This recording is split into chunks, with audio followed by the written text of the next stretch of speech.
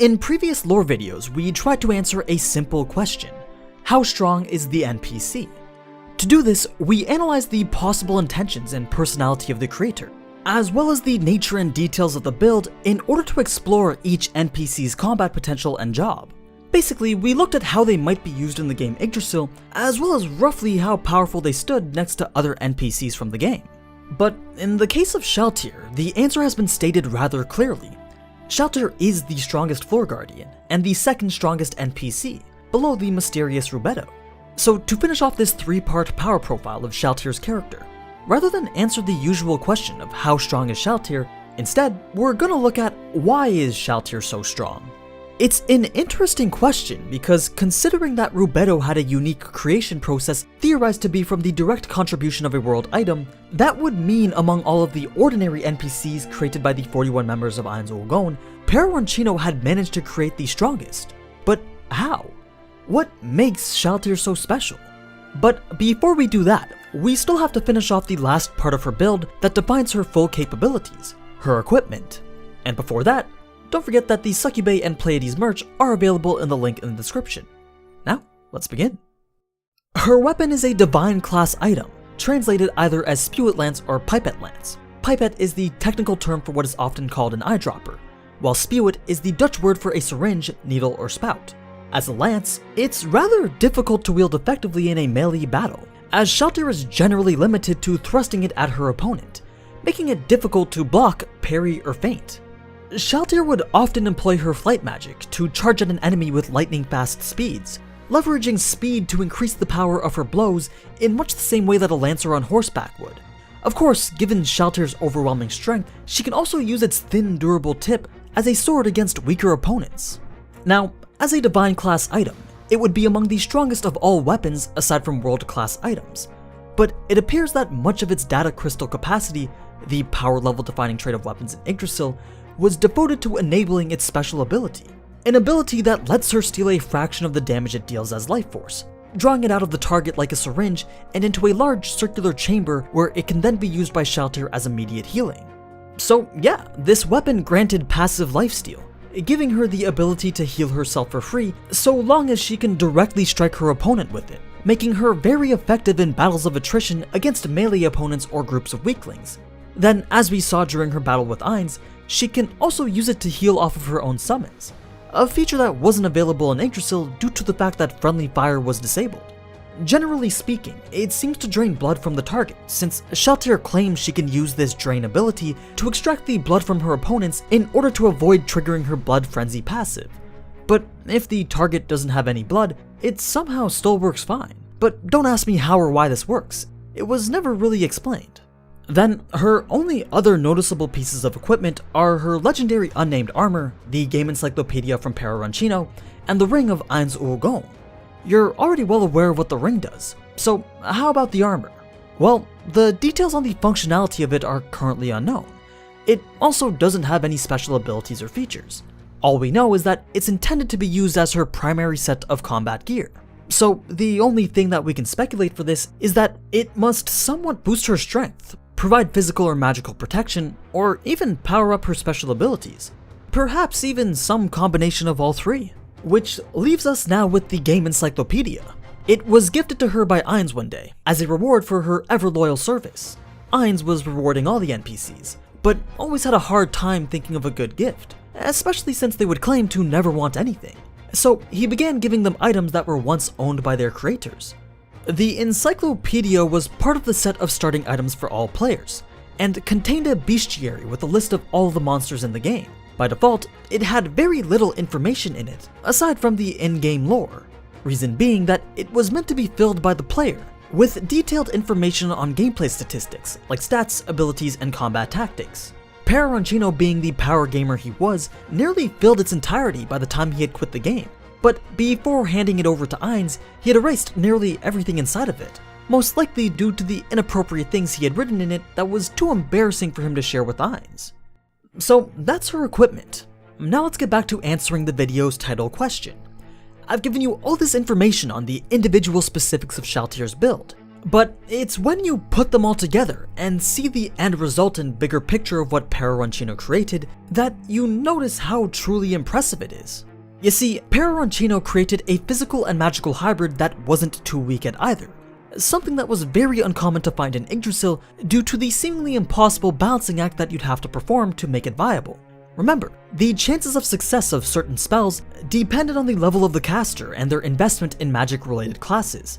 So things like crowd control spells cast by fighter-caster hybrids would likely not be very useful against someone with high defensive magic. Similarly, melee fighters relied on a large selection of abilities to fight, some with low cooldowns and others which could only be used a few times a day. But this allowed for effective combinations of moves when in combat. Thus, lacking variety in abilities like these would make it difficult for Shalltear to competently fill that fighter role, or even duel a specialized CQC fighter effectively, since she would likely run out of special abilities before them and end up being essentially powerless at that point. So then, why is it that with this seemingly jack-of-all-trades master-of-none type build, is she still considered the strongest 1v1 fighter? Well, the first step to answering that lies in her role as an NPC back in the video game Yggdrasil. You see, 1v1s weren't exactly common in this game. The core gameplay revolved around the mechanics of group fights, and as it is with any team game, a group of specialists with dedicated roles are often stronger than a group of generalists. We can see this concept in action in a lot of places, from video games to even sports. And the way it goes is that, generally, the smaller the number of people on each team, the more versatile each individual has to become.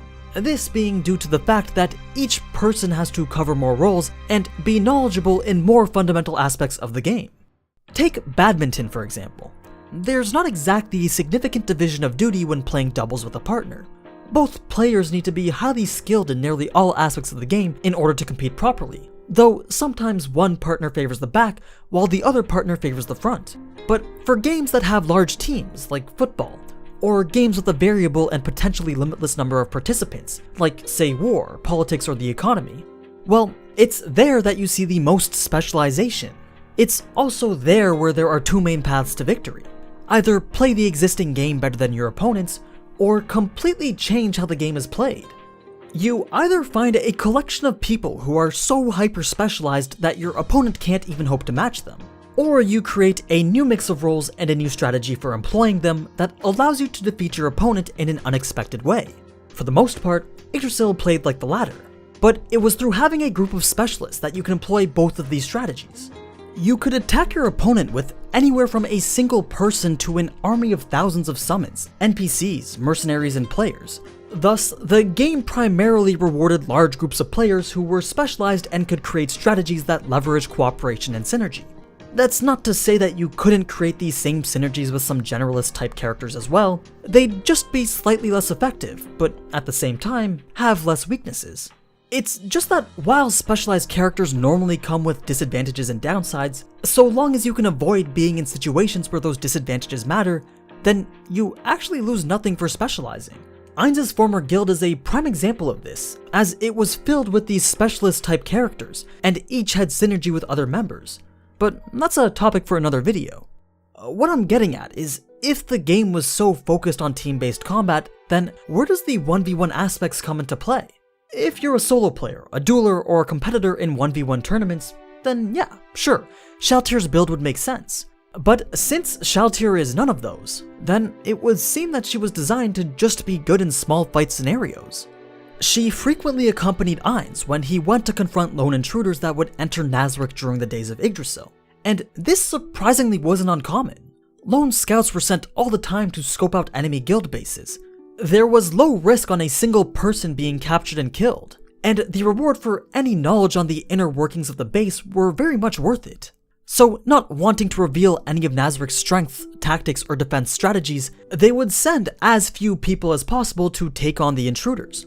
And most often, Shalltear and Ainz were more than enough to take care of them, meaning that if the enemies wanted to know more, they'd have to bring a much larger group, or even an army, and risk a lot more loss at the same time. So, whether or not Pereroncino carefully considered her role, it's clear that in practice, she ended up being a useful member of Nazarick's defense force. But what really makes Shalltear so good in 1v1 battles? Obviously, if she had better gear or higher stats, she'd be able to beat a weaker opponent easily. And as a matter of fact, part of the reason for her strength can be found in the fact that her base combat statistics average out among the highest of the NPCs with character sheets, sporting a total of 732 stat points, 43 points ahead of Albedo and Mare, who are tied for second. Of course, if her opponents were highly skilled, they could probably just exploit her AI. After all, normally, she was just an NPC that could only rely on simple programming scripts. But let's focus on her sentient self, and see what would happen if she wasn't a complete idiot, meaning she would use all her skills and abilities optimally and to the best of their ability. In any 1v1 between characters of equal caliber, the victor is typically the one who has access to the most options. Now, I'm going to be using this word a lot, so keep in mind that options just means the number of paths that she can take at any given time, due to whatever skills, abilities, or items are currently available to her. So what I mean when I say that the person with the most options will usually win is that if for any situation during the fight, if you have the option or opportunity to counter your opponent's move with one of your own, and you are knowledgeable enough to know when to use said moves, then you'll most likely win that fight. Imagine in fighting games, the little hierarchies of movesets, where basic attack spam is countered by guarding, and guard spamming is countered by throws. But if the enemy predicts that you're going to throw him because he's guard spamming, then he has the opportunity to counter it with an attack of his own. Now, imagine if one person had a fourth option, like a grapple hook, and the enemy did not. This grapple hook would counter both the grab and the guard spamming, limiting the number of options that the enemy had, meaning the one with the grapple hook would likely win the fight. Now, imagine once again that instead of something simple like that, we now have a complex tree of skills and abilities that counters others and are countered by others.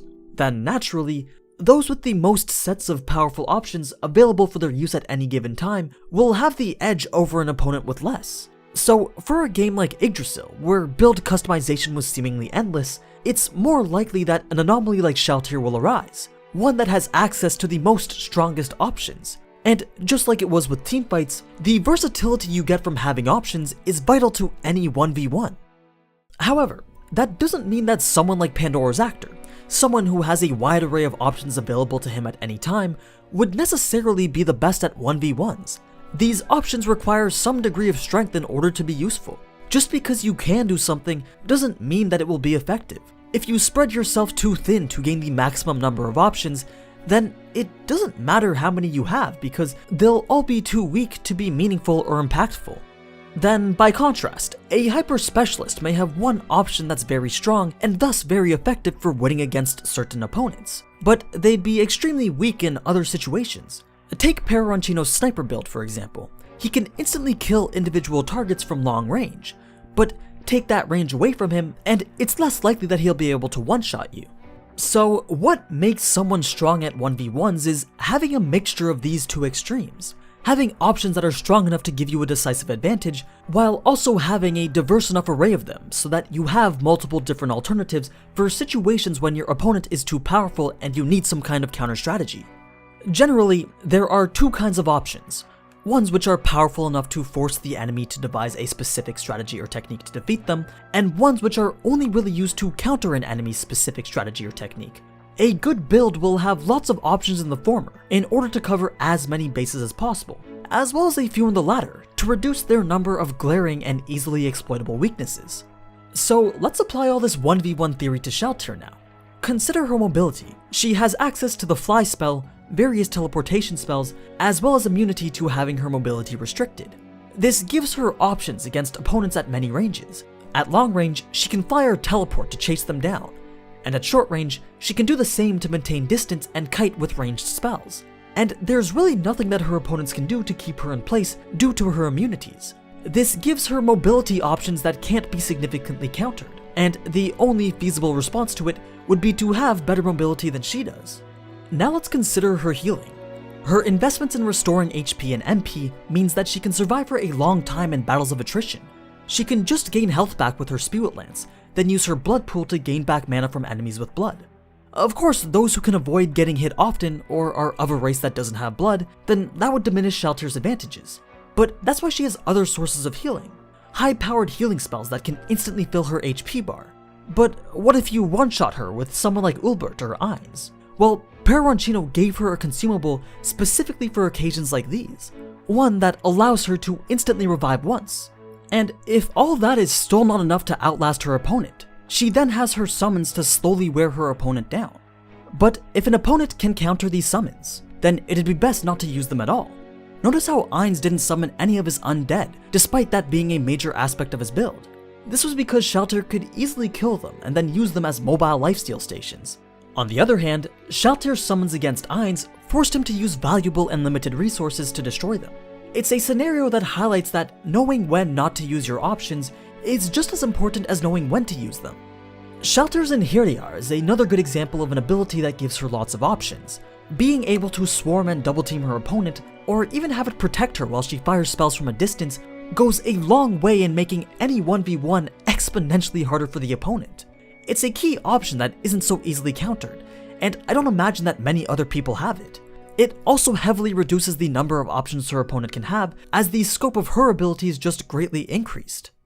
Knowing all this now, Shalltear's build, in a nutshell, is one that specializes in having a handful of strong and dominating options. The clone to double damage output or distract enemies, the spells to harass from long range or heal herself, the summons to overwhelm opponents, flight to chase them down, barriers to defend herself, and so on. A lot of these stem from magic, and magic is basically the primary tool that opens up more options. Each spell paves more paths to be taken during a fight, and whether that path leads to a counter resulting in a dead end, or keeps leading to victory, is completely dependent on the user. Of course, there comes a point where you can have too many spells, and you end up having a bunch in your arsenal that are just ineffective. The standard for Yggdrasil was around 300, with the exception of Ainz who had over 700, though each had very narrow applications. As for Shalltear, she realistically only needs around 100 to effectively cover and account for most situations, which, on paper, if used optimally by a not-so-dumb version of Shalltear, it would lead to her victory in a 1v1 almost all the time. So why did she lose to Ainz? Well, mostly for that reason. She didn't capitalize on everything that she had at her disposal. You see, Ainz's options were severely limited. He was forced to use mostly direct damage spells that he wasn't specialized in, forcing the fight into a battle of attrition, where by all means, Shalltear should have won. But because Ainz bluffed the existence of more than one exploding mind trap spell, he was able to trick Shalltear into thinking that there were dozens all around her, both on the floor and in the air. In turn, Shalltear couldn't take the risk because the damage that these did were significant and would cost a lot more MP in order to heal. This forced her to stay at range, allowing Ainz to continue to sling spells from a distance and capitalize on Shalltear's low magic defense stats, one of her few exploitable weaknesses. But if Shalltear had just played it smarter and used her summons to check for traps, then she would have easily been able to see that these traps were merely bluffs, and she could have continued to engage at closer range. Of course, she did eventually realize that it was a bluff, but Ainz was ready to counter all of her other options.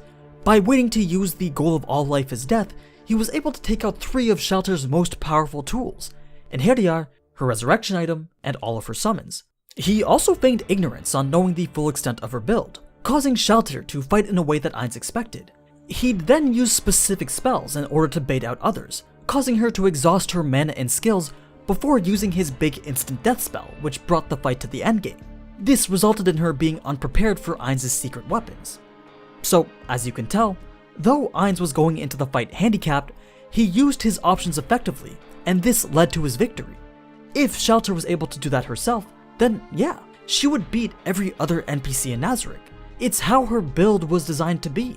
But unfortunately, she's no power gamer, and likely doesn't even understand the full extent of her build. So opponents who are more prepared and more skilled will continue to beat her, despite the vast array of powerful options that are available to her. And that's why Shalltear's so strong, bringing us to the end of Shalltear's character profile. I can't believe I actually started this all the way back in December. Well, she did have the most detail on her, so I guess it makes sense. Anyway, the poll has been decided, and the next character covered, or characters I should say, will be Aura and Moray together. So look forward to that sometime in the future, after of course a few more Shalltear videos. Now, before I go, don't forget that the merch links are in the description below, so feel free to support the channel by grabbing one of those. But as always, thank you so much for watching, and if you enjoyed this type of anime content, then you already know what to do. So, until next time, ciao!